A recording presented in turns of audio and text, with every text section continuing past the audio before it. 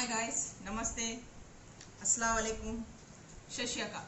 तो आज का टॉपिक है पार्ट नंबर 2 कि एक माँ एक बच्ची के प्रति कैसी होनी चाहिए, उसका किस तरीके सा रोल रहना चाहिए और आफ्टर मैरिज के बाद माँ बाप का किस तरीके का कर्तव्य अपनी बेटियों पे रहना चाहिए। तो एक माँ घर की पूरी क्वीन होती है और वो घर की और रसोई की पूरा कमांड उसके हाथ में रहता है। ठीक उसी तरह जब बच्ची सयानी होती है, जब बड़ी होने लगती है, तो बचपन से ही उसको वो उस माहौल में ढालना चाहिए कि छोटे छोटे काम देके, और वहाँ वो जहाँ एक डिग्री हासिल कर लेगी या पीजी तक आ जाएगी, चाहे वो इंजीनियरिंग तक भी आ जाएगी ना, तो उसको पूरी तरह से रसोई की कमांडिंग होनी चाहिए कि शक्कर क्या चीज़ है, दाल क्या चीज़ है, दलीने क्या चीज़ है। इस तरीके से पूरा कमांड उसको आ जाना चाहिए, उसमें एकदम चेफ प्रोफेशनल बन जाना चाहिए। ये माँ का पहला कर्तव्य है। हाँ, हालांकि हर कोई भी पीजी करेगा, हर कोई भी एमटेक करेगा, हर कोई भी इंजीनियरिंग कर लेगा, उसमें कोई बड़ी बात नहीं। जो मेन बेसिक आपने नहीं सिखाया तो ये सब फेल है। ये सिर्फ जिंदगी जीने के लिए ठीक है। ये जो आप सिखा रहे ना अपनी लड़की को, वो घर संभालने के लिए है, रिश्ता बनाने के लिए है, रिश्तों में प्यार और मोहब्बत की डालने के लिए है, सबको घर परिवार को लेकर चलने का जो सिखा रहे हैं। भले ही आपकी बेटी कितनी ही बड़ी आईएएस ऑफिसर हो, कुछ भी हो, अगर वो घर में कमांडिंग नहीं कर सकी, वह रसोई का कमांडिंग उसे नहीं आया, तो फिर वो पढ़ी भी बेकार है, वेस्ट है। क्योंकि वह उसको रिश्ते ना संभालने आ रहे, ना वो ऐसा माहौल लोगों को या खुद बना के खा रही, ना लोगों को बना के खिलवा रही। तो इस तरीके से आपकी बेटी जितनी भी सयानी हो, जितनी भी नंबर 1 मारी हो पढ़ाई में, चाहे वो क्यों ना कितने ही गोल्स अचीव किए हो, अगर आपने अपनी बेटी को इस रसोई घर पे कमांडिंग नहीं सिखाया, एक अच्छा शेफ नहीं बनाया, तो फिर आप एक अच्छी माँ कभी नहीं बन सकेगी। क्योंकि माँ का पहला कर्तव्य है, वो जो सीख रहे वो बाहरी का है, जो इस समाज में एक कंधे से कंधा मिला के चलने का आपको मैच्योरिटी तो दिए है। जब घर का बेस ही वीक हो, वहाँ बच्ची फेल हो जा रही, तो वो हर रिश्ते में फेल हो जा रही। रिश्ते सेंसिटिव से जुड़े हुए होते हैं, दिल से जुड़े हुए होते हैं। जो प्रैक्टिकलिटी है, जो बाहर का हम जो कमा रहे हैं, जो ये कर ले, वो प्रैक्टिकल है। आप प्रैक्टिकल में तो आपकी बेटी एकदम नंबर 1 है। जब इमोशनली घर पे आए, घर संभालने की बारी आई, घर को लेके चलने की बारी आई, सब लोगों को, वहाँ फेल होगी तो मेन एग्जाम ही फेल हो जा रही वहाँ। तो माँ का ये, हर माँओं का ये सबसे बड़ा कर्तव्य होता है कि बेटी को पूरी तरह, जब तक वो पीजी या डिग्री कंप्लीट ना कर ले, तब तक उसको पूरी तरीके से रसोई की कमांडिंग आ जाना चाहिए। क्योंकि एक औरत का बर्थ 3 टाइप का होता है। वो होता है एक जो माँ बाप के घर में पहला पैदा होती है, फिर उसके बाद जब उसका मैरिज होता है वह दूसरा बर्थ होता है, जब वो माँ बनती है वह तीसरा बर्थ होता है। इस तरीके से एक औरत की जिंदगी में 3 नए बर्थ होते हैं। ये मोस्ट इम्पॉर्टेंट है, ये घर की लाज लज्जा रखने का, और दूसरा ससुराल में सबको मिलके चल के करने का, और थर्ड एक अच्छी माँ का कर्तव्य निभाने का। अगर ये 3 में बेकार हो गई आपकी बेटी, चाहे वो जितना भी कमाए, जितने भी हजारा कमाए, जितने भी लाख कमाए, जब उसको घर संभालने नहीं आ रहा, रिलेशनशिप संभालने नहीं आ रहा, तो फिर आपने क्या सिखाया। इसीलिए माँओं का पहला कर्तव्य है कि अपनी बेटियों को शादी से पहले ही ये सब कुछ रसोई का कमांडिंग उनके हाथों में आ सके। तो इस तरीके से नंबर 3 पॉइंट, बचपन से बच्चियों को जब भी हॉलीडेज मिले या छुट्टियां मिले, आप अपने जहाँ भी आप रसोई घर में काम कर रहे हैं ना, आपके साथ उन बच्चों को रखिए, और छोटे मोटे काम दीजिए, छोटे मोटे काम करने के लिए बोलिए। अगर वह छोटे मोटे काम करने के बाद भी अगर उसको, जब तक आप रसोई में रहेंगे ना, तब तक आपकी बेटी को अगर काम भी कुछ भी नहीं ना, तो वह खड़ के रहने के लिए बोलिए। प्रैक्टिकल होने बताइए कि आप शक्कर कितना डालना है चाय में, नमक कितना डालना है, और फिर उसके बाद मिर्ची कितनी डालनी है। ये सब हिस्से आपके बेटी को प्रैक्टिकलिटी होने बताइए, ताकि उसके दिमाग में वो सबकॉन्शियस माइंड में जा चुके कि शक्कर कितनी है, चीनी का क्या है, चीनी क्या है, फिर उसके बाद नमक क्या है, हरी मिर्च, लाल मिर्च क्या है, वो कितना डालना है, क्या डालना है, इसके बारे में प्रैक्टिकलिटी होने उसको जानकारी मिले। तो जब भी माए आप कुछ भी बनाती है, अपने बेटियों को साथ में रखिए। अगर वो कम से कम छोटे मोटे काम करते हुए भी जब आप बनाते तो प्रैक्टिकल होने वो देखिए। ऐसे प्रैक्टिकल होने आप बताने से पहले प्रैक्टिकल से देखने से वो ज़्यादा सीखती है।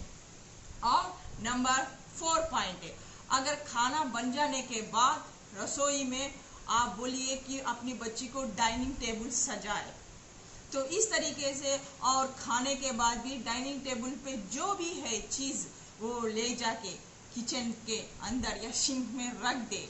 तो जब भी खाना खाए ना, सब ऐसा नहीं कि आपने खाना बना दिया, घर के मुखिया जो आपके फादर है, आपके हस्बैंड है, और वो एक अलग टाइप में खाए, अलग जगह बैठ के खाए, अगर भाई बहन है तो अलग जगह बैठ के खाए, आप माँ है तो सब खाने के बाद पीछे खाए। ऐसे नहीं है। घर का माहौल कुछ इस तरीके से करिए कि जब खाना खाए तो सब लोग बैठ के साथ में खाए। इससे क्या होता है, अब आप सब लोग बैठ के साथ में खाएंगे तो जो भी पका हुआ है ना, एक कुछ ज़्यादा जाएगा ना कोई एक कम जाएगा। वहाँ एक अंदाज़ा लगेगा कि कौन कितना खा रहा है, किसको कितना कम है। ये क्वांटिटी आपको एक अंदाज़ा दिखाएगी। उसके साथ एक मेल मिलाप, एक मोहब्बत आएगी, एक अंडरस्टैंडिंग आपकी बेटी को आएगी। तब आपकी बेटी बेहतर होके जाएगी दूसरे घर में, ससुराल में। तब उसे वो अनकॉन्फिडेंट फील नहीं होगा। उसे ये नहीं लगेगा कि मैं कुछ अलग घर में आके इस तरह से फंस गई हूँ, इन लोगों की काम वाली बाई बन गई हूँ, इन लोगों को खाना खिलाना पिलाना ये मेरा काम है, ये लोग मेरे को नहीं देख रहे, खा ले के उड़ जा रहे, और मेरे लिए साला वाला कुछ भी हो, जो भी वो बचा नहीं है, जो कुछ भी है वो मेरे मुंह पे मार रहे हैं। ये इंफीरियरिटी कॉम्प्लेक्स नहीं वो आपकी बच्ची में आनी चाहिए, क्योंकि आपकी बच्ची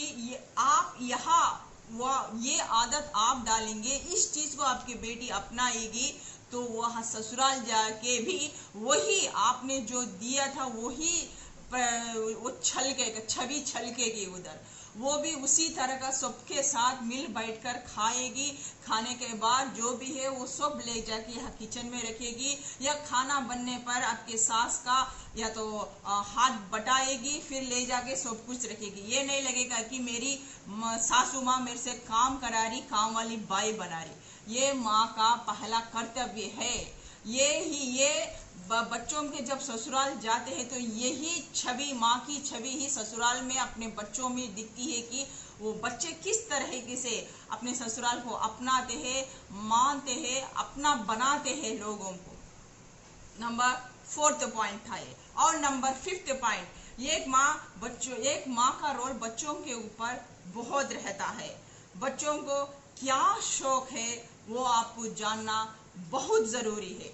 कि ऐसा नहीं कि आप बच्ची को एक फ्लेक्सिबल बनाइए, चाहे वो लड़की को बहुत फ्लेक्सिबल बनाना चाहिए। बच्ची को क्या पसंद है, क्या पसंद नहीं है, और उसको और प्रतिभाशाली और फ्लेक्सिबल बनाने के लिए एकदम झकास होने, हर चीज में भी वो फास्टनेस लेके आइए। अगर आपकी बच्ची स्लो है, डम है, किसी भी काम नहीं कर सकती है, या वो बहुत स्लो है, अगर वह ससुराल में जाने के बाद इसी तरह एक काम को आधा घंटा लगाएंगे तो कैसा चलेगा।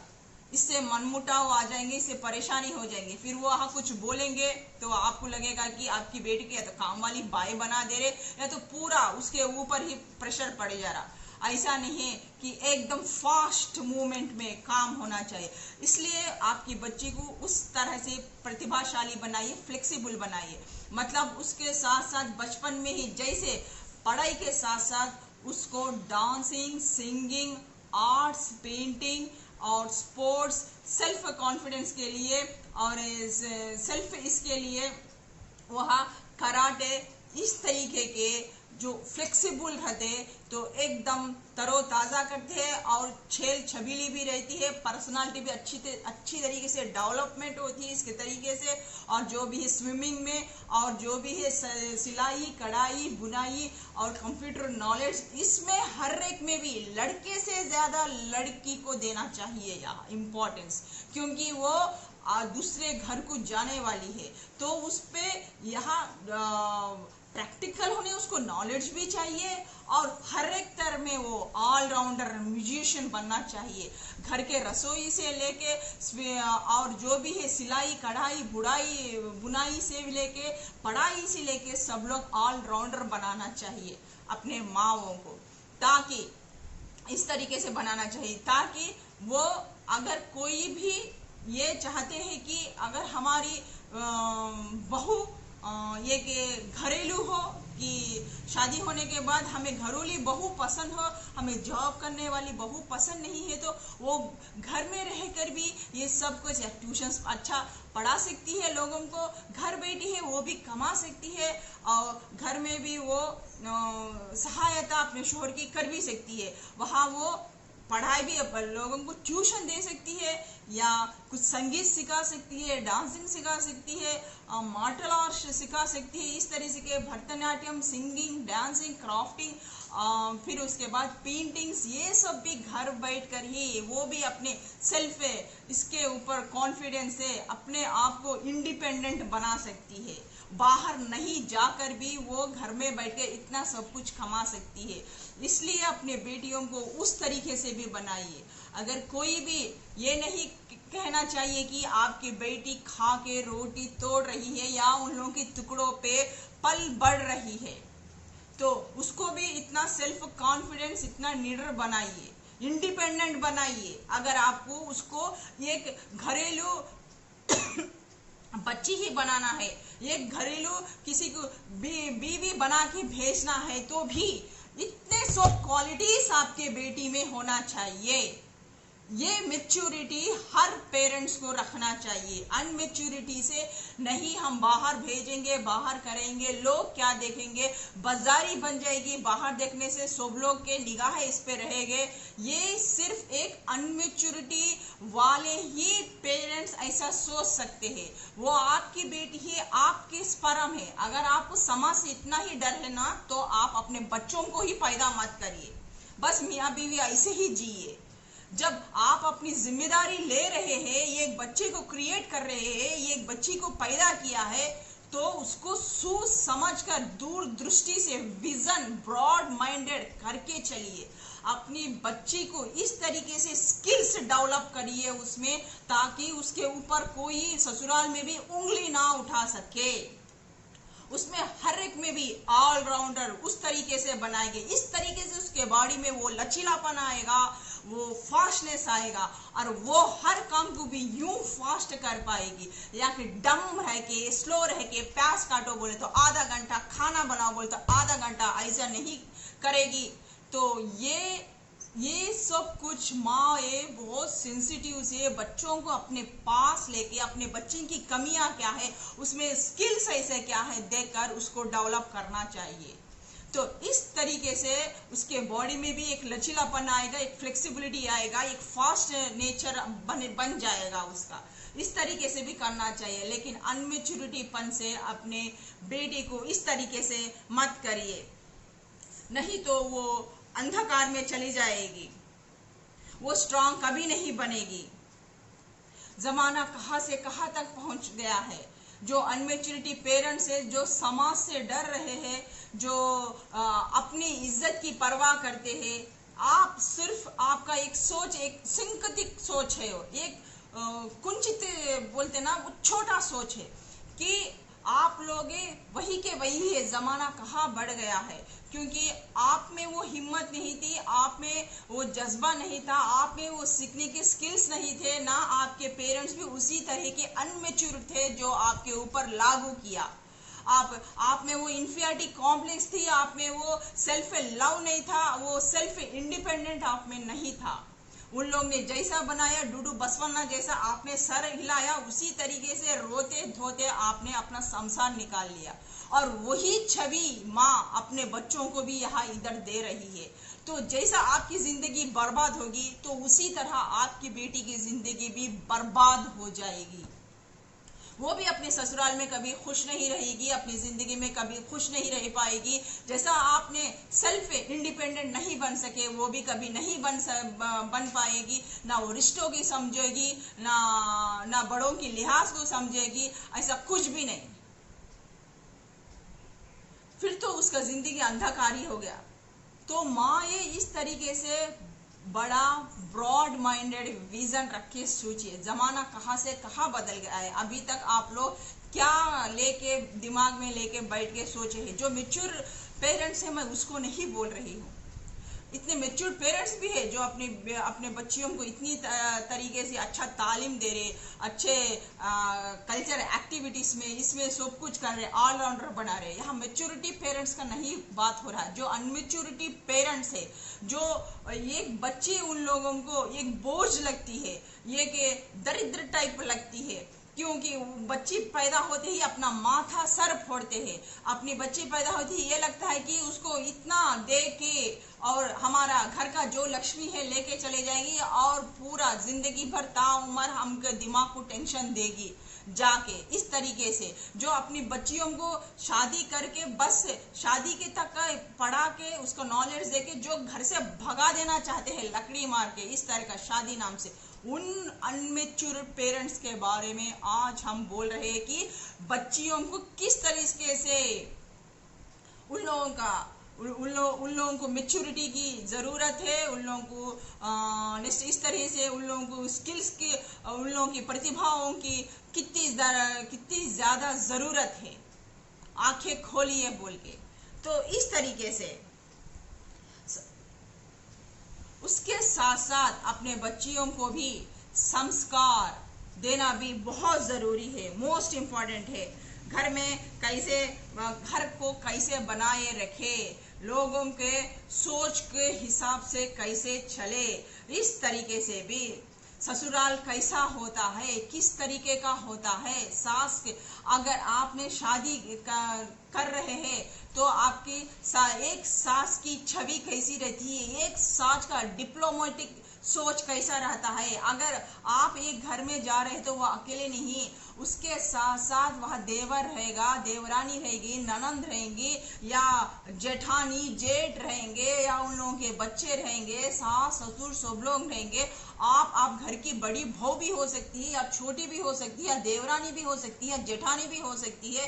फिर आपको सबको लेके चलना है, सबका मेंटालिटी को आपको जानना है। तो किस तरीके के लोग रहते हैं, किस तरीके के टाइप के सोच के लोग रहते हैं, तो इसके बारे में आपको जानकारी देना बहुत जरूरी है कि डिफरेंट लोग, डिफरेंट मेंटालिटी, डिफरेंट सोच के लोग रहते हैं। कोई गुस्से वाला रहता है, कोई इमोशनल वाला रहता है। ये गुस्से वाला रहे तो उसको किस तरीके से बात करना है, एक इमोशनल वाला है तो हम उसको हट करे बिना किस तरीके से भी बात कर सकते हैं, काम निकाल सकते हैं। अगर जेठानी है तो उसको कितनी तरह से इज्जत देनी चाहिए और किस तरीके से बात करना चाहिए। अगर ननन है तो वो मोस्ट इम्पोर्टेंट पर्सन होगी उस घर की बिटिया होगी वो, तो उसको जान लेके उसके अच्छाई क्या है, उसकी बुराई क्या है, उसकी इंटरेस्ट क्या है, ये सब जान लेके उसका स्वभाव कैसा है, उस तरीके से आपकी बेटी को वहां पर पेश आना चाहिए। वहां भी वो एक क्वीन की तरह, नंबर 1 के तरह रहना चाहिए।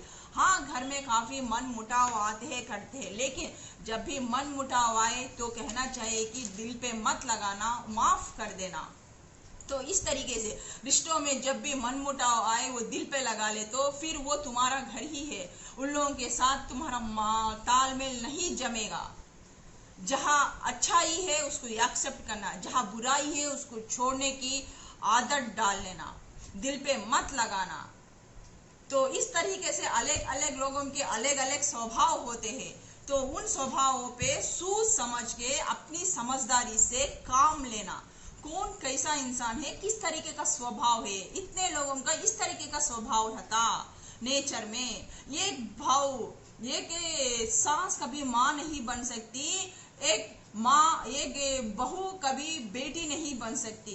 तो इस तरीके के मेंटालिटी वाले भी थोड़े लोग रहते हैं। जिस टाइप के मेंटालिटी है आप उस टाइप में वह अपने आप को ढाल लेना है। जैसा पानी आप बर्तन में डालेंगे तो वो बर्तन वह प्लेट का वह रूप ले लेगा, जिस तरह आप फेंकोगे वह उस तरह वह चिपक जाएगा। आपको भी उसी तरह यहाँ कम्युनिकेशन स्किल्स में हार्टफुल खोल के बात करना है, कौन कैसा है इसका अंदाजा भी आपको आपकी बच्ची को शादी करते वक्त देना पड़ेगा। और नेक्स्ट है, शादी होने के बाद आप सबसे बड़े काम करते हैं, यहाँ बहुत बड़ा काम करते हैं माँ बाप, स्पेशली माए।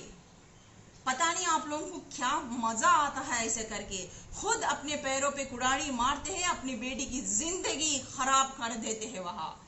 तो बात करे, जब आपकी एक बहता होने के बाद आपकी बेटी एक घर की बहू बनती है और एक घर की एक शोहर की बीवी बनती है, तो इस वक्त आप आपकी भले ही आपको अपनी बेटी से प्यार है, मतलब आपकी बेटी को हट जाने के बाद आपको डर लगा होगा कि आपके सास ससुराल वाले कैसे होंगे, क्या होंगे। तो ये डर जायज है, लाजमी है, लेकिन क्यों? आप किसी दुश्मन के हाथ में तो नहीं दिए ना, आप कोई ऐसे खड्डे में तो नहीं उतार दिए ना, शादी ही तो करे है ना। अपनी बेटी पे, अपनी परवरिश पे आपको उतना भरोसा नहीं है क्या? आपने उस तरीके का आपकी बेटी को ट्रेनिंग नहीं दिया हुआ है? उस तरीके से माए अपने बच्चे को उसके बारे में, यहाँ ससुराल के बारे में हो, हर किसी के बारे में हो, उतनी जानकारी दी नहीं है। उतना सेल्फ कॉन्फिडेंस आपकी बेटियों को आप में नहीं है। वो आपका ही खून है ना, वो आपका ही स्पर्म है, वो आपकी ही बेटी है। जब आप में इतनी मैच्योरिटी है, जब आपकी बेटी को आपने इतना मैच्योर कर दिया है, वह रिश्तों के बारे में हो, रसोई के बारे में हो, सास ससुर के बारे में हो, सब लोगों के बारे में, लोगों के मेंटालिटी के बारे में हो, कोई भी हो, चाहे देवर हो, ननन हो, चाहे जेठानी हो, सास हो, बहू हो, ससुर हो, देवर हो, कुछ भी हो, जब इन लोगों की मेंटालिटी के बारे में आपने अंदाजा दे दिया है, उन लोगों को शोहर के साथ कैसा रहना है वो अंदाजा दे दिया है, घर परिवार को, बच्चों को किस तरीके से संभालना है, जब आपने ये अंदाजा दे दिया है, तो फिर आप क्यों डर रहे हैं? यानी कि आपने वो सब आपकी बच्ची को प्रोवाइड नहीं किया है, आपके बच्ची को नहीं बोला है। क्योंकि एक मैच्योर्ड माँ हमेशा अपने बच्चे को मैच्योर्ड ही करती है। इस हालात पर जब वो शादी करके जा रही है, तो जब आप डर रहे हैं, आप डगमगा रहे हैं, मीन्स आप में ना वो मैच्योरिटी है, यू आर ए अनमैच्योर्ड पर्सन। इसलिए आपकी बेटी को ससुराल में भेजने के बाद आपको डर लग रहा है। फॉर एग्जाम्पल, जब आप कोई बोर्ड एग्जाम दे रहे हैं, फॉर एग्जाम्पल 10th क्लास का एग्जाम दे रहे हैं, तो आपने फुल पढ़ा या रट्टा मारने के बाद फुल पढ़ लिया, तो आपको इतनी हिम्मत आ जाएगी जब एग्जाम आप वो क्वेश्चन पेपर भी ना देके कोई भी एग्जाम दिया, तो क्वेश्चन दिया, तो आप लिखने के लिए एकदम मेंटली प्रिपेयर्ड है, रेडी है, आपको किसी चीज की डर नहीं लगती। तो उसी तरीके से वो एग्जाम उस तरह से प्रिपेयर होके जाता है, तब वो एग्जाम लिख के आराम से आ जाता है, क्योंकि वो ऑलरेडी मेंटली प्रिपेयर्ड था, वो ऑलरेडी पढ़ चुका था कि वो अगर वो कोई भी क्वेश्चन दिया तो उसका आंसर कर सकता है। जब आप इतने मैच्योरिटी है, जब आपने अपनी बेटी को ये सब स्किल्स सिखाए हुए हैं, एक रिश्तों के स्किल्स कैसे है, एक इमोशनल बॉन्डिंग कैसा रहता है, और रसोई घर की कमांडिंग कैसी है, लोगों के साथ किस तरीके से पेश आना है, ये सब आपने सिखाया हुआ है, तो फिर आप क्यों डर रहे हैं शादी करके देने के बाद? और क्यों बात कर आप कॉल करके अपनी बेटी को ये पूछते हैं कि बेटा कैसे है, क्या खाए, क्या पिए, क्या करे? इस तरीके के बेखुदे के बात क्यों करते हैं? जब आप इतना कॉन्फिडेंस आपकी बेटी में भर दिया है, आप इतना मेच्योरिटी भर दिया है, तो फिर किस बात की डर है आपको? आपको तो फख्र होना चाहिए कि आपने इतने स्किल्स आपकी बेटी को सिखाई है, आपका परवरिश इस टाइप का है, फिर किस चीज की डर है आपको? क्या आपकी बेटी निभा नहीं पाएगी?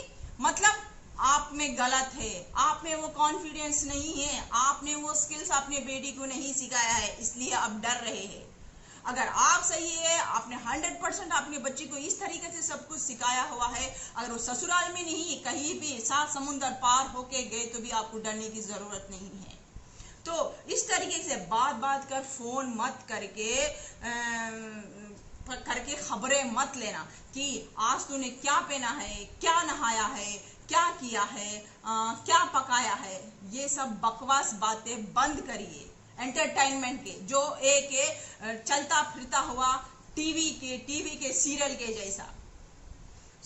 बच्ची याद आ रही बोल के, नहीं तो उसके परिवार में क्या खिचड़ी पक रही है, सास क्या कर रही है, अगर ननन है तो ननन क्या कर रही है, ननन के जिंदगी में क्या चल रहा है, क्यों हमेशा आके घर पे बैठ जाती है, तेरी या देवरानी या जठानी क्या कर रही है। इस तरीके से खुदा के वास्ते खबरें मत लीजिए, अपने बच्चियों को उस गंदे माहौल में मत ढकेलिए और उसमें लेके आप मजे मत लीजिए। अगर उतना ही आपको बेटी को प्रॉब्लम है, जब आपने इतने सब कुछ स्किल्स सिखाए हुए हैं, तो वो आसानी से हैंडल कर चुकेगी। अगर तभी भी उसे कोई प्रॉब्लम आएगा, वो बेशक आपको कॉल करके, मम्मी मैं इधर जगह स्टक हो चुकी हूँ, मेरे को परेशान हो रहा है, मेरे को समझ में नहीं आ रहा है, आपसे वो जरूर पूछेगी, आपसे वो जरूर सलाह मशवरा वो अपने साइड से आपको कॉल करके पूछेगी। तब आप बच्ची कहाँ स्टक हो रही है देख के, तब आप उसको डिसीजन दीजिए, उस क्वेश्चन का आंसर दीजिए, उस प्रॉब्लम का सॉल्यूशन दीजिए। तब तक आप उसकी जिंदगी में टांग मत अड़ाइए, पुटिंग द फिंगर मत डालिए उसके अंदर। आपने जैसा जिया है उसको उसी तरह जीने दीजिए, उसे भी पता चले कि रिश्ते क्या होते हैं, नाते क्या होते हैं, उसको थोड़ा सा झेलने दीजिए, उसको अपनी तरफ से सीखने दीजिए। आप तो है हमेशा के लिए उसको सपोर्ट करने के लिए। आपकी बेटी है, शायद आपका जिगर का टुकड़ा अलग हुआ है आपसे, मानते हैं हम ये बात, लेकिन अपने परवरिश पे तो भी भरोसा रखिए, अपने जो स्किल्स दिया है उस पे तो भरोसा रखिए। कोई भी अपने बच्चों को नहीं छोड़ लेगा ना, उस वक्त अगर वही परिस्थिति आई ही तो उसको अपने जिंदगी में ढलने दीजिए, उसको अपने तरफ से उस प्रॉब्लम का फेस करने दीजिए। जब नहीं उसको हो रहा है तो तब अगर आपकी बेटी आपसे कुछ पूछ रही है तो उसका सॉल्यूशन, तब उस आंसर का सॉल्यूशन दीजिए इस तरीके से। लेकिन खुद होकर अपनी बेटी का हर पल खबर रखना, सुबह क्या हो रहा है, दोपहर में क्या हो रहा है, रात में क्या रहा है, इस तरीके से करने से ससुराल वाले भी परेशान हो जाएंगे। ये तो लगेगा कि ये बड़ा चढ़ाकर बोल रही है, अपने भाव को खराब कर रही है। इस तरीके से इसका इतना इन्फ्लुएंस है, इस हमारे घर पे इतना क्यों है, क्यों ये इतना अथॉरिटी चला रही है, क्यों इतना बात करे, फोन करके कंट्रोल करने की कोशिश कर रही है, हमारी जिंदगी में इतना तांग झांग क्यों कर रही है।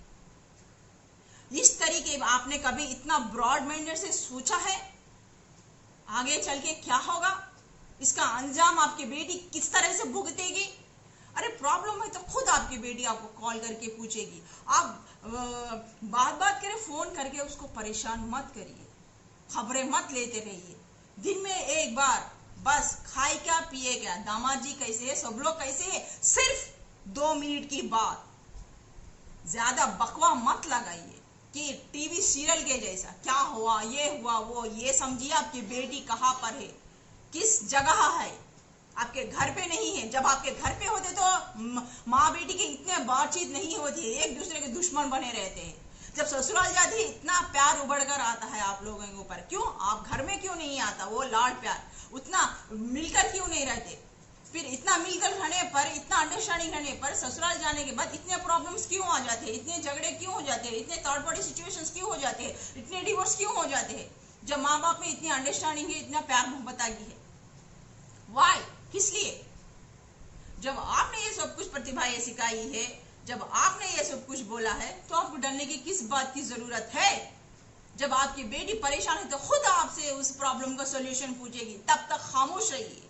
हाँ, अगर आपको पूछना है तो दिन में एक बार करिए, बेटा क्या खाए, क्या कर रहे, कैसे है दामाद जी, कैसे है सास ससुर जी, कैसे है। अगर आपकी बेटी बोलने भी जा रही है कुछ प्रॉब्लम, तो बेटा उस वक्त मत बोलना कि आप वहां रहते पर मत बोलना। ऐसा लगेगा कि सुनने वालों को कि हम आपसे पूछ रहे हैं और आपकी जिंदगी में हम दखलंदाजी कर रहे हैं, हम आपकी जिंदगी को कमांडिंग ले रहे हैं। सामने वाला ये भी सोच सकता है। अगर आपको ज्यादा परेशानी हो रही है, आप 1-2 दिन के लिए घर आ जाना, या तो हम बात करेंगे। बच्ची को देखने का दिल कवा रहा, 1-2-3 दिन के लिए घर भेजिए, या तो आप बोल के मम्मी पापा याद आ रहे हैं बोल के आप बोल के देखिए। फिर उसके बाद आप आइए, फिर उसके बाद उस प्रॉब्लम का सोल्यूशन क्या है सोचेंगे। लेकिन वहां रह के, उस माहौल में रह के, उस घर में रह के, उन लोगों में रह के, उन लोगों के बारे में आप एक लफ्ज भी मत बोलना, ताकि सामने वाले पे, चाहे वो भी कर रहे हो, आपको मिसअंडरस्टैंडिंग कर रहे हो, या उन लोगों से परेशानी बेशक हो रही है, या तो वहां होना बोल के आपको सता रहे हैं, तंग कर रहे हैं, फिर भी वहां इल्लल्लाह बोल के खुश मत बोलिए। जो भी बोलना है माँ बाप के घर पे आके बोलिए, ताकि उस प्रॉब्लम का सोल्यूशन निकाल सके, ताकि आपके ससुराल को भी लग सके कि आप ऐसा करने पर उसके फैमिली में तांग झांग कर रहे हैं, कमांडिंग कर रहे हैं। इसको ये कभी भी नहीं लगना चाहिए आपके ससुराल वालों को। इस तरीके का ये मोस्ट इंपॉर्टेंट है। ये ब्रॉड माइंडेड से पेरेंट्स को सोचना चाहिए, वरना आपकी बेटी की जिंदगी बर्बाद हो जाएगी, थर्ड पार्टी सिचुएशन में चल जाएगी। फिर ये करेंगे कि माँ का इन्फ्लुएंस ज्यादा है, माँ बाप का इन्फ्लुएंस ज्यादा है, बच्ची को संसार ही नहीं करने दे रहे, हर वक्त कॉल करेंगे, हर वक्त फोन करेंगे कि खाई क्या, पी क्या, क्या है क्या, हर पल का खबर लेते हैं। वो तो साथ में रहते थे, हमारी जिंदगी में भी कमांडिंग करने की कोशिश कर रहे हैं, हमारी जिंदगी में तान झान करने की कोशिश करी है। ये माँ का इन्फ्लुएंस ज्यादा हो गया है इस जिंदगी में। इस तरीके के भी अपोहा आ जाएंगे। तो अपने आप को, अपने इमोशंस को कंट्रोल रखिए। पेरेंट्स, जो बच्चियां है आपकी, जो माए हैं, जो अपनी बैता करके अपनी बेटियों को भेजे है दूसरे जगह, अपने आप पे तो भरोसा रखिए, अपनी बेटी के ऊपर तो भी भरोसा रखिए। तो इस तरीके से फिर उसके बाद मोस्ट इंपॉर्टेंट यहां आता है 15 पॉइंट। उसके बाद हर रिश्ते में किसकी एक लौंद, एक मर्यादा होती है। ससुर के साथ किस तरीके से पेश आना चाहिए, सास के साथ किस तरीके से, एक ननद के साथ किस तरीके से, अगर वो छेड़छाड़ करी तो भी या मजाकिया करी तो भी आप उसके स्वभाव के हिसाब से उसको उसी तरीके से आप वहां मोड़ होना चाहिए। अगर वो गुस्से वाली है तो आप कंट्रोल होइए, अगर वो बहुत ही इमोशनल है तो उसको हट हुए जैसा बातें मत करिए। अगर वो थोड़ी सी बबली टाइप है, वो मजाकिया है, तो उसको मजाक करना पसंद है, आप सीरियस है तो उसकी स्वभाव को पहचान कर अगर वो मजाक भी करी तो ना आप उसका बुरा मत मानिए। तो इस तरीके से भी आप लोगों को पढ़ना चाहिए। इसलिए एक औरत को, एक बच्ची को पढ़ाई मोस्ट इम्पॉर्टेंट है। जहां एक औरत नहीं पढ़ती है, एक बच्चियों को नहीं पढ़ाते हैं, वहां समझो कि आप अपने बच्ची को खड्डे में डाल दिया है। वो ना घर की रहेगी, ना घाट की रहेगी, ना उसमें आप, ना वो इमोशनल आएगा, ना लोगों को जान सकेगी, ना उसमें उतनी मैच्योरिटी आएगी। तो इस तरीके से पढ़ाई के साथ साथ भी घर का कमांडिंग भी बच्ची को सिखाना बहुत जरूरी है। और मोस्ट इम्पॉर्टेंट और एक चीज क्या है, जब हम बच्ची को शादी करते हैं, बहता बनकर वो अपने ससुराल में जाती है, तब सबसे बड़ा फेस करती है अपने शौहर के साथ। अपने शौहर के साथ कैसा रहना चाहिए, किस तरीके से रहना चाहिए, शौहर की मेंटालिटी कैसी है, शौहर गुस्से वाला है या शांत स्वभाव है, इस तरीके का कौन से टेम्पर का है, वो गुस्से वाला है या शांत है, ये भी जानकारी अपने माँ अपने बच्चियों को देना चाहिए कि एक इंसान का नेचर किस तरीके से रहता है। उसका सोच किस तरीके से रहता है, सेक्सुअलिटी में भी एक इंसान का सोच किस तरीके से, एक आदमी का सोच किस तरीके से रहता है। अब ये नया जमाना है, नया ट्रेड है, तो यूट्यूब से मोबाइल्स में पिक्चर्स में कई तरीके के गंदे ये वो सब कुछ लड़के देखते हैं, करते हैं, और उसी तरह अपनी बीवी के ऊपर भी करने का शौक भी रखते हैं थोड़े लोग सेक्सुअलिटी में। और किसी लोगों को, आदमियों को सेक्स की भी बहुत भूख रहती है, बहुत चाह रहती है। उस सेक्स में वो लोग प्लेफुल बॉयज रहते हैं, वो सेक्स में वो एक मधुर आनंद लेना चाहते हैं। मतलब उस सेक्स को ना, जो मियाँ बीवी के बीच में रहती जो बॉन्डिंग सेक्स को ना, वो अच्छी तरह से जीना चाहते हैं, हर एक तरीके से अपनाना चाहते हैं, उसका मजा लेना चाहते हैं उस सेक्स का। इस तरीका सेक्स कोई बड़ी बड़ी बुरी चीज नहीं है, ये जो दोनों के बीच में जो है एक नीड है, वो जैसा हम खाना नीड है उसी तरह सेक्स है, हमारे बॉडी का भी एक पार्ट है, ये नेचर का, ये खुदरत का दिया हुआ तोहफा, एक अनमोल गिफ्ट है, ताकि वो चाहे मियाँ बीवी जितना भी डिप्रेशन में जाए, जितने भी काम करके, यहाँ ऑफिस से काम करके या बिजनेस में काम करके शोहर घर पे आए, या बीवी घर में काम करके बच्चों को पढ़ा के इसको करके वो भी थक जाए, उसके बाद एक बूस्टिंग, एक एनर्जेटिक का काम मियाँ बीवी के बीच में करता है। ये सेक्स ही आपके बीवी, आपके बच्ची और दामाद के बीच में एक अच्छी सी अंडरस्टैंडिंग, एक रेस्पेक्टनेस इस रिलेशनशिप में, और के मधुरता उसमें, इस तरीके के भी ये के सब कुछ एक अंडरस्टैंडिंग, एक बॉन्डिंग, एक इमोशनल बॉन्डिंग ये रहती है, अंडरस्टैंडिंग रहेगी उसमें, एक इमोशनल बॉन्डिंग भी रहेगी। इस तरीके से ये एक दूसरे को अच्छी तरह से पहचानेंगे, ये एक दूसरे की ख्वाहिशें क्या है वहाँ इज्जत करेंगे। इस तरीके से कई लोगों के भी, शोहरों के यहाँ टेस्ट रहते हैं कि अपनी बीवी के साथ इस तरीके से हम बिस्तरी करें। जो आपने अपनी बेटी को जो यहाँ मोस्ट इम्पॉर्टेंट है वही आपने नहीं बताया, वही आपने नहीं सिखाया, तो फिर डाले खड्डे में। आपकी शाइनेस के वजह से, या तो वो घटिया भद्दा है बोल के आपको पसंद ना रहकर आपकी बेटी को उसके बारे में कुछ जानकारी नहीं दी, उसको अवॉइड कर दिया, फिर उसके बाद या तो वो दोस्तों के जरिए से या इंटरनेट के जरिए से समझ जाएगी बोल के आप समझ लिया, तो ये आपकी सबसे बड़ी बेवकूफ है। माँ एक घर की सबसे बड़ी टीचर होती है, तो गुरु होती है, ये पाठशाला है, घर है, पहला पाठशाला एक माँ का घर ही होता है। तो वो बच्ची जहाँ भी सीखे नहीं सीखे, वो बच्ची गलत ही सीखेगी, उसका मिठास, उसका अंदाजा आपकी बच्ची को समझ में नहीं आएगा। जब माँ खुद उसका एक्सपीरियंस जब तक आपकी बेटी को नहीं बोलती है वो कैसा रहता है, किस तरीके से रहता है, ये माँ का पहला कर्तव्य है कि अपनी बेटी को ब्याह करते समय, शादी करते समय सेक्सुअलिटी के बारे में, वाइफ एंड हस्बैंड के रिलेशनशिप के बारे में बताइए, ताकि आपके शोहर के कितने कितने ख्वाहिशा हो सकते हैं, किस तरीके हो सकते हैं, उस तरफ उस टाइम पे आप शाई मत होना, आप शाई मत करिए, आपको शर्म करने की कोई जरूरत नहीं। ये हर कोई करता है, ये नेचर है, ये सृष्टि का धर्म है, इसी से बच्चे सब सृष्टि आगे बढ़ती है।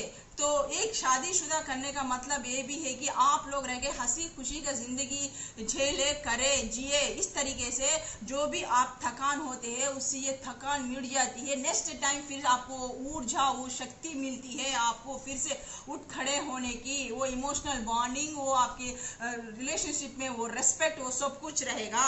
इस तरीके से माँ को बताना चाहिए। अगर ज्यादा आपको तकलीफ हो रही है, जो आपके शोहर आपके साथ जो कर रहे हैं, जो नए ट्रिक से कर रहे हैं, तो बेशक अपने आप को मत मारना, और बेशक आप अपना बात वहां रखना कि हमें इस तरीके का पसंद नहीं है, हमें इस तरीके की या तकलीफ हो रही है। बस दिल में दबा के मत रखना, ताकि सामने वाले को पता चले, आपके शौहर को पता चलेगा आपको कितना तकलीफ हो रहा है, क्या हो रहा है। जब तक आप भूलेंगे नहीं, मिलेंगे नहीं, पार्टिसिपेट करेंगे नहीं, आपको कैसा पता चलेगा। यहाँ मियाँ बीवी के बीच में शर्म नहीं होना चाहिए। अगर आपका शौहर कहता है चलो बाथरूम में नहाएंगे बोले तो भी वो आपका शौहर है, आपको जाना चाहिए। तभी एक थर्ड पार्टी सिचुएशन नहीं आएगा, क्योंकि शौहरों के अजीब अजीब से ख्याल रहते हैं, अजीब अजीब से उन लोगों के शौक रहते हैं। कई बीवियों के साथ अजीब अजीब हरकतें करना उन लोगों को बहुत पसंद है, जैसे बाथरूम में नहाना है, जैसा हर तरीके का चीज़ अपनाना है, जैसा डॉगी टाइप, इस तरह टाइप सेक्सुअलिटी में भी वो लोग करना बहुत पसंद करते हैं। अगर आपको पसंद है तो आपको पसंद हो ना पसंद हो, आपके शौहर का पसंद का ख्याल रखे, क्योंकि आप शादीशुदा है, एक बहता है, तो सबको अपनाने गए हैं, अपने रिलेशन को स्ट्रॉन्ग करने के लिए, बॉन्डिंग करने के लिए, इमोशनल बॉन्ड को और स्ट्रॉन्ग करने के लिए आपको उस शाइनेस को, वो जो कुंचित है वो सोच है, उसको हटा के आप भी आपके पार्टनर के साथ 100% साथ देना चाहिए। अगर उससे ज़्यादा आपको तकलीफ होती है तो आप पोलाइटली आपके शौहर को बताइए, वहाँ आपको दबने की कोई ज़रूरत नहीं है। तो इस तरीके का भी माँ का एक फ़र्ज बनता है कि माँ अपने बच्चों के लिए एक सेक्सुअलिटी के बारे में भी बताए। तो वहाँ बहुत बार बोलना कि अपने बच्ची को अपने समझदारी से, सूझबूझ से काम लेना, वरना हम आपके लिए है। इतना सब कुछ करने के बाद भी वहाँ दामाद थर्ड पार्टी सिचुएशन में चले जाता है। आपकी बेटी इतनी संस्कारी होने के बाद भी, इतना सब कुछ करने के बाद भी ससुराल से उसको तंग होती है, वहाँ उसे परेशान करते हैं, तो तब क्या होता है, तब आप यहाँ उसको ये बोलना कि जब आप भरपूर कोशिश करिए कि अपने तरफ से आप क्या कर सकते हैं, फिर भी इतना सब कुछ करने के बाद भी आपको वह कोई समझता नहीं है, आपको परेशान ही कर रहा है, तो ये मत कभी भी सोचना कि आप अकेले पड़ गए हो। हम इसलिए आपकी ज़िंदगी में तान झान नहीं कर रहे हैं कि आप अपने पैरों पे खड़ के अपनी समझदारी से आपकी गृहस्थी को संभाल सके। जब आपको ये लग रहा है कि मेरे से नहीं हो रहा है, ये लोग हद से जाकर मेरे को परेशान कर रहे हैं, इतने सब स्किल्स देने के बाद भी कोई खरमानुसार भी इस तरीके से तकलीफ़ों में जूझ रहे हैं, तो तब माँ बाप का कर्तव्य यहाँ होता है कि आप स्टैंड ले। आप भेजते वक्त माँ को इतना सब प्रिपेयर करके लास्ट में ये एक सैनाध्यक्ष के नाथ आप आपकी बेटी को ये भी बोलना चाहिए, बेटा जितने भी प्रॉब्लम्स आप झेल सकते हैं झेलो, जितने भी कुछ भी कर सकते हैं अपने आप पे ढके डट के मुकाबला करो। जिस दिन आप हथियार डाल दोगे समझना आपका एक मायका है। ये जो 24 आवर्स ये घर के दरवाजे आपके लिए खुले हुए हैं, आप उस वक्त अपने आप को टूटने मत देना, कुछ अघाइत मत कर लेना आपके लिए, क्योंकि हम अभी भी जिंदा है। हम जब तक जिंदा है आपके ये घर आपके लिए दरवाजे खुले हुए हैं, ये कभी भी मत भूलना। ये हिम्मत हर माँ बाप को अपनी बेटी के लिए देनी चाहिए, ताकि तब उसको परेशानी हो तो वो पीछे पलट के आपके यहाँ आ सके और वो आपकी मदद ले सके, अपने पैरों पे खड़ सके। यानी कि आपका दामाद थर्ड पार्टी सिचुएशन में चल गया, या तो आपके ससुराल वाले उसको तंग कर रहे हैं, परेशान कर रहे हैं बच्ची के, तो फिर आप ये कहेंगे कि लोज लाज लज्जा की याद से या हमारा इज्जत चले जाएगा बोल के, या तो घर में आके बैठ के हमारे सर पे कीचड़ लगाएगी, लोग क्या कहेंगे बोल के। इस बातों से आपकी बेटी को तकलीफ मत दीजिए। ये मत बोलिए कि झेलो, धैर्य रखो बोल के मत बोलिए। इतना सब कुछ करने के बाद भी, इतना परवरिश देने के बाद भी वो लोग कर रहे हैं, तो अपने फर्ज से पीछे मत हटिए। ये मत बोलिए कि लड़कियां होती ही सर दर्द है बोल के, जो जीना हो मरना हो अब तुम्हारा उधर ही है, हमने शादी कर दिया तो सहने की आदत डालो, थोड़ी दिन की बात है, या तो बच्चे बड़े हो जाएंगे फिर तुम मेरे साथ देंगे। ये बात है, एक अनमेच्योर पेरेंट्स ही कर सकते हैं, मैच्योर पेरेंट्स को मैं नहीं बता रही हूँ। आजकल के मैच्योर पेरेंट्स भी अपने बच्चों को बहुत अच्छी तरीके से ट्रेनिंग दे रहे हैं, बहुत अच्छी तरीके से संभाल रहे हैं। लेकिन जो अनमेच्योर्ड पेरेंट्स है, जो जिम्मेदारी से भागते हैं, जो जिम्मेदारी से डरते हैं, जो उनमें वो उतनी सेल्फ कॉन्फिडेंस नहीं है, वो सेल्फ एस्टीम से जीते हैं, लोग समाज लाज लज्जा से जीते हैं, समाज के खोखले नियम से डर के अपने बेटियों का इस तरीके से गला काटते हैं, उन लोगों के लिए मैं बोल रही हूँ, उन पेरेंट्स के लिए मैं बता रही हूँ कि ऐसा करना आपकी बच्ची है, वो आपकी परम है। वो शादी करने के बाद आप कैसा समझते हैं कि आपकी बच्ची कि वह मनने के लिए आप लोग कैसा छोड़ सकते हैं, सहन करो बोल के और कैसा बोल सकते हैं।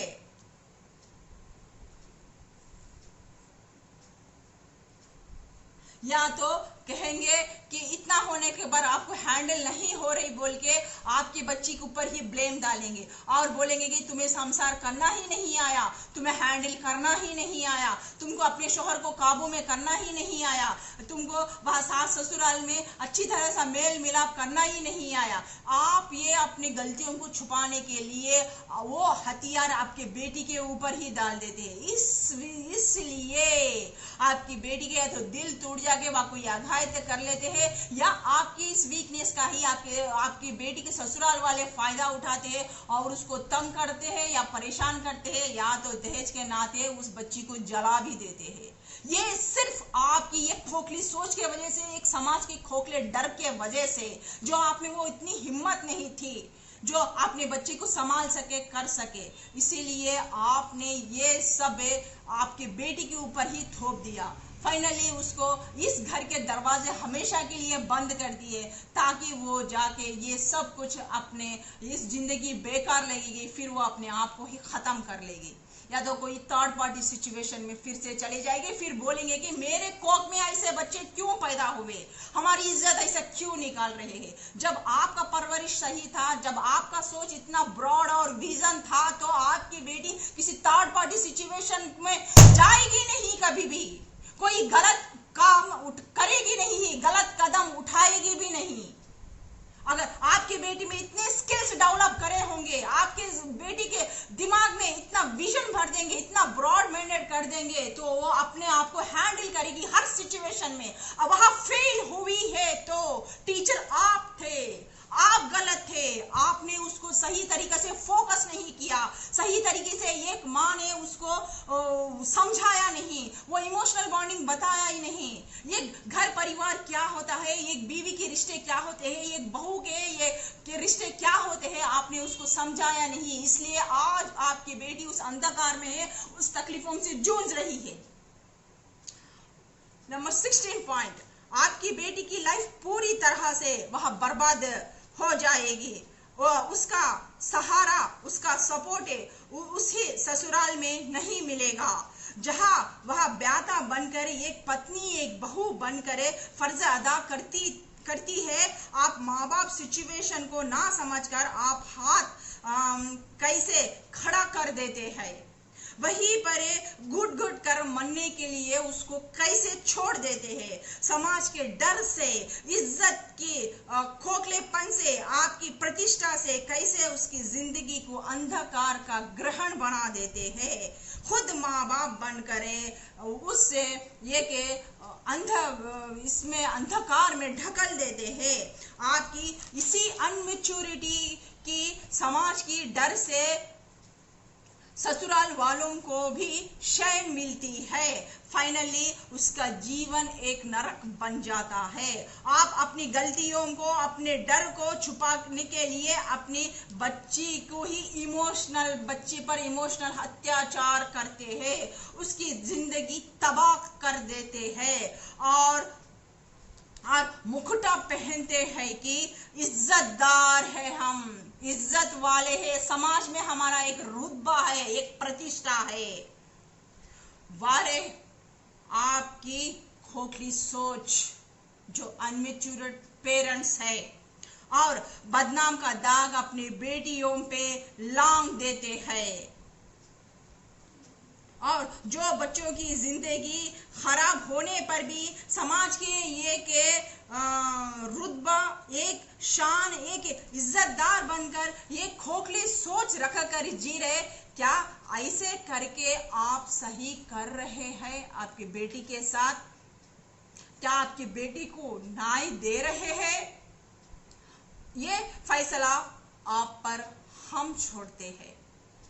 एक समझदार माँ बाप को एक इशारा ही काफी है। एक अनमेच्योर्ड माँ बाप को कितने भी एग्जाम्पल्स दे, एक अनमेच्योर्ड माँ बाप को कितने भी एग्जाम्पल्स दे, कितना भी बताए, उनकी गलतियां तो कुछ भी उनमें नजर नहीं आएगी, कुछ नहीं दिखेगी। उल्टा बोलेंगे कि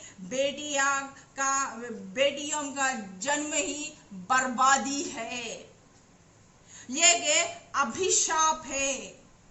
इस तरीके से बातें करेंगे ये घर आई हुई लक्ष्मी को, एक बच्ची को, क्योंकि वह आप लोग कायर है, डरपोक है, आप में वो निडरता नहीं है, वो हिम्मत नहीं है संभालने की, प्रॉब्लम को फेस करने की वह शक्ति नहीं है, वह आपको प्रॉब्लम को फेस कर नहीं सके, इसलिए सिचुएशन से भागते हैं आप लोग। इसलिए उन्हें खुद की लड़की जिंदगी भर ताउम्र भर बोझ लगती है आपको, वह लड़की आपकी खुद की लड़की। ऐसे काफी अनमेच्योरिटी वाले पेरेंट्स से आज भी खोखले सोच वाले इस समाज में भी अभी भी है, इसीलिए ये सब कुछ गुजर रहा है। हमें ऐसे पेरेंट्स पर उसे हर एक बच्ची को भी अपने माँ बाप पर शर्म आती होगी कि मैंने इन लोगों के पेट में कोख में क्यों जन्म लिया। ये है कुछ अनमेच्योर्ड वाले पेरेंट्स की दास्ता।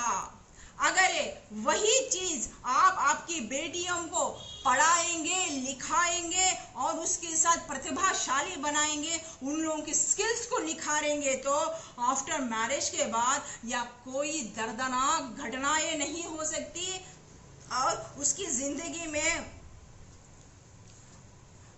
परेशानी हो या कुछ भी हो, या कोई डिवोर्स भी आ जाए, इस तरीके से चाहे उसे अकेले ही जीना क्यों ना पड़े, उसके बच्चों के साथ उसकी स्किल से उसके साथ रहेंगे, उसका वही कॉन्फिडेंस उसको देंगे, वह सेल्फ इंडिपेंडेंट बनेगी, वह किसी की मोहताज नहीं बनेगी, किसी के साथ या माँ बाप के सामने या भान भाई के सामने हाथ नहीं फैलाएगी, भिक्षा नहीं मांगेगी। आज ये माँ बाप अपने बच्चों के लिए ये स्किल्स सिखाएंगे तो वो स्किल्स वो अपने बलबूते पर अपने पैरों पे खड़ के डेवलप करेगी, अपने आप को जिएगी, अपने बच्चों को भी जिलाएगी, इस तरह अपने फैमिली को भी पालेगी। वह किसी की मोहताज नहीं बनेगी, वह किसी की काम वाली भाई नहीं बनेगी, या माँ बाप के सामने सर झुका के, भाई के सामने सर झुका के जाके हाथ फैला कर नहीं मांगेंगे।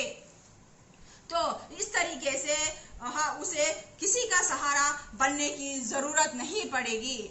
So think it guys, think it parents, सोचिए, अपने दिमाग के घोड़े को दौड़ लगाइए, बच्चियों को आप कहाँ तक समझे हैं और कहाँ तक आप अपने बच्चियों को न्याय कर रहे हैं, ये जरूर सोचना, अपने दिल में झांकिए। तो यहाँ से अपना वीडियो खत्म होता है, फिर एक नई वीडियो के साथ आपकी रेशमा बहुत जल्द आपके सामने हाजिर होंगी। तब तक के लिए बाय, खुदा हाफिज, शुक्रिया।